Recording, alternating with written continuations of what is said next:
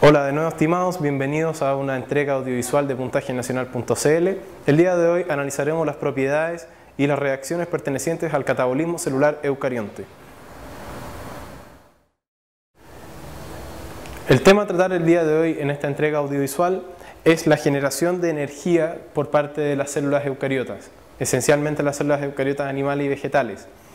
Vamos a analizar el concepto de metabolismo y vamos a analizar las diferentes reacciones que forman parte de toda esta secuencia para generar ATP o adenosintrifosfato. Para comenzar tenemos que definir lo que es el metabolismo, y el metabolismo se define como el conjunto de reacciones bioquímicas que permiten a un organismo mantenerse vivo. Estas reacciones se pueden separar en un grupo que degrada moléculas complejas hacia las más simples, cuyo grupo se denomina catabolismo. Y también tenemos las reacciones que son todo lo contrario, con el gasto de energía tomar estas moléculas simples y formar moléculas complejas, lo que es conocido como anabolismo. Ahora bien, estos dos grupos de reacciones, si nosotros sumamos las reacciones catabólicas con las reacciones anabólicas, obtenemos lo que se conoce como el metabolismo. Y el metabolismo está relacionado íntimamente con la nutrición y con la generación de energía celular. Por lo tanto, nosotros vamos a necesitar describir el proceso primero en la célula para luego describirlo a nivel orgánico, como sería el análisis de la nutrición. Un organelo esencial en la generación de ATP en la célula eucariota es la mitocondria. La mitocondria es un organelo de doble membrana presente en la mayoría de las células eucariotas. Es un organelo que tiene su propio DNA, un DNA circular, tiene sus propios ribosomas, tiene sus propias enzimas. Tiene una membrana externa y una membrana interna, y entre ellas dos existe un espacio intermembrana. Dentro de la membrana interna nosotros vamos a encontrar un espacio llamado matriz mitocondrial, que es donde se encuentra en general toda una batería de enzimas encargadas de una gran etapa del proceso de generación de ATP. Y también vamos a encontrar muchas veces estos pliegues hacia el interior de este espacio conocidos como crestas mitocondriales. Se cree que el origen de la mitocondria es por la teoría de la endosimbiosis serial, que postula que en un tiempo primitivo una célula procariota grande fagocitó a otra bacteria más pequeña, pero que quedó viviendo dentro aportándole sus características. Es por eso que el DNA de las mitocondrias se asemeja muchísimo al DNA de algunas bacterias. El proceso para generar ATP en presencia de oxígeno y en células eucariotas se conoce como respiración celular y está compuesta por 4 etapas: la glucólisis, la acetilación de la coenzima A, el ciclo de Krebs y la fosforilación oxidativa. Iremos detallando los pasos y las reacciones que consisten en cada una de estas etapas para facilitar la comprensión. Debemos destacar que hay que tomar con calma estas etapas porque en realidad es un tema muy complejo y que requiere bastante estudio, y a la primera no se logra dominar este tema. Partiendo por la glucólisis consiste, por su terminología, lisis, ruptura, glucos, azúcares. Es la ruptura de los azúcares y es la degradación de la glucosa hasta obtener una molécula llamada piruvato o ácido pirúvico, que es un intermediario en toda esta ruta. El rendimiento de todo este proceso se logra 2 ATP neto, se producen 4 pero se gastaron 2, por lo tanto lo que nosotros ganamos en realidad fueron 2. Obtuvimos 2 moléculas llamadas NADH y 2 moléculas de piruvato. Algo esencial de esta etapa es que no requiere oxígeno, por lo tanto todos los organismos, sean anaeróbicos o aeróbicos, pueden realizar esta etapa. El NADH, cuyas siglas significan nicotinamida dinucleótido reducida, es una molécula perteneciente a una familia llamada poder reductor. La mejor manera de entender lo que significa un poder reductor es un casino. En el casino, uno cuando gana un juego le dan fichas por un determinado monto en dinero. Lo que uno hace con esas fichas es después ir y canjearlas por el dinero. El poder reductor son moléculas que al formarse después se dirigen a una cierta zona celular e intercambian toda la energía que tienen dentro por moléculas de ATP. Así lo detallaremos futuramente en la 4ª etapa donde se ven relacionados estos poderes reductores. Acá tenemos todas las reacciones de la glucólisis que no son importantes para la PSU. Yo les sugiero que no inviertan esfuerzo en aprenderse todas estas reacciones porque no las van a preguntar. A nosotros nos interesa que comienza con la glucosa y que aquí se pueden integrar galactosa y fructosa. Esos tres monosacáridos pueden ser utilizados en la glucólisis. La glucosa se ve sometida a una serie de reacciones hasta que llega a piruvato, ocupando ATP y secretando CO2 como una combustión. Luego, el piruvato que se encuentra en el citoplasma tiene que ser transformado para poder integrarse a las etapas que siguen. Esa etapa de transformación se conoce como la acetilación de la coenzima A. La acetilación es un proceso que significa agregar un grupo acetato a una molécula.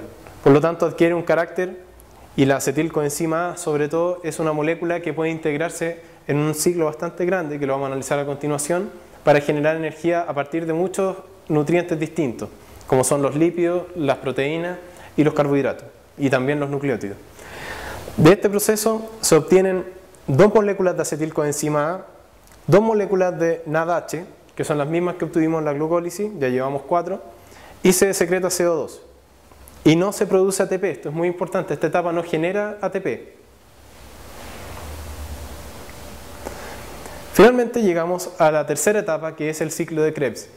El ciclo de Krebs se define como un ciclo con bastantes intermediarios de por sí, que utiliza el acetilcoenzima A para generar una gran cantidad de poder reductor. Esa es la finalidad del ciclo de Krebs, no es generar ATP, sino que es generar estas fichas para que después las podamos intercambiar por ATP. El rendimiento por molécula de glucosa son 6 moléculas de NADH, 2 moléculas de FADH2, que es flavin adenina dinucleótido, que es otro poder reductor, 2 moles de ATP en forma de GTP que después se intercambia, y CO2 producto de la combustión. Acá tenemos un esquema del ciclo de Krebs.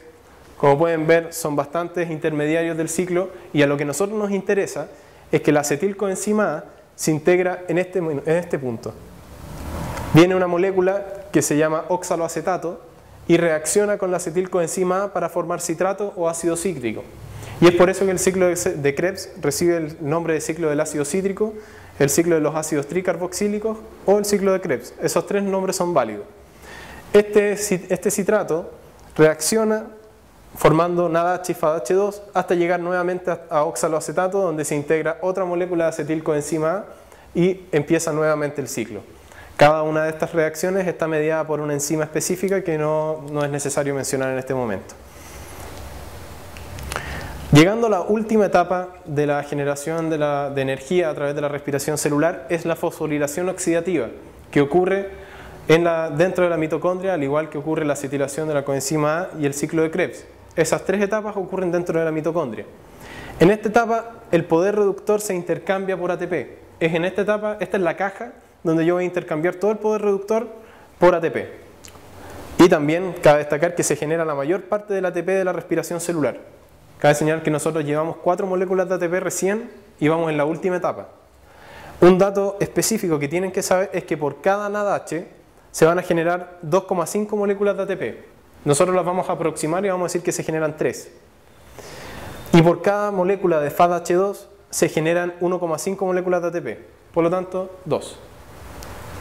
Entonces, acá nos encontramos en la membrana interna de la mitocondria, donde se encuentran estas proteínas insertadas que forman lo que se conoce como la cadena transportadora de electrones mitocondrial.